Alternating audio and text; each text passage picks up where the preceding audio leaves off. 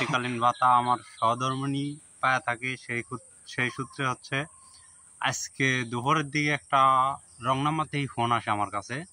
আসার পরে সে বলে যে আমি হচ্ছে উপজেলা মহিলা ইয়ার থেকে বলতেছি।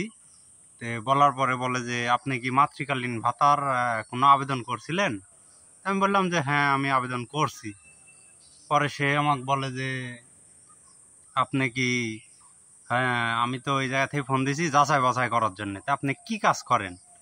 পরে আমি বললাম যে স্যার আমি কৃষি কাজ করি। তো বলার পরে বললো যে এই মাস থেকেই টাকা বাড়ানো হয়েছে, বাড়ানোর ক্ষেত্রে 4,800 টাকা করে এই মাসে আপনার অ্যাকাউন্টে ঢুকবে। তো আপনার এই মুহূর্তে 350 টাকা হচ্ছে করে আমার এই নগদ অ্যাকাউন্টে দেওয়া লাগবে।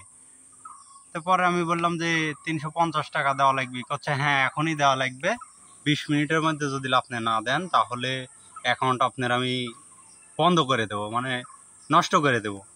তা আমি বললাম যে 350 টাকা দেওয়া লাগবে, তা আমার বাসা তো অনেক দূরে, আমার তাহলে বনপাড়াতে যাই দেওয়া লাগবে। পরে করছে ঠিক আছে তাহলে বনপাড়াতে যেয়ে দেন। এর মধ্যে ইতিমধ্যে আমি টাকা দেওয়ার ব্যবস্থা করছি। করার মধ্যে আমার এক বড় ভাইয়ের সাথে দেখা হয়। দেখা হওয়ার পরে বড় ভাই বলে যে তাহলে ফোন দেওয়াকে। পরে আমি ফোন দিছি। ফোন দেওয়ার পরে সে মানে অনেক রকমের ভাষা খারাপ করে আর কি, ভাষা খারাপ করে কথা বলে আমার বড় ভাইকে। কথা বলার পরে সে ফোন বন্ধ করে দেয়। নাম্বারটা একটু বলেন। সেই নাম্বারটা হলো 016-10-13-55-21।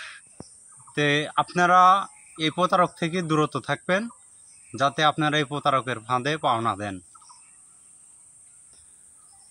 উপজেলা মহিলা ইয়ার যে একটা আফা ছিলেন, তিনি এখন তার সাথে কথাবার্তা হলো। তিনি বলল যে এগুলো পুরাই ভুয়া প্রতারকেরা, এরে ফাঁদে পড়তে জানি মানুষকে নিষেধ করা হয়, এরে ফাঁদে জানি কেউ পাওনা দেয়।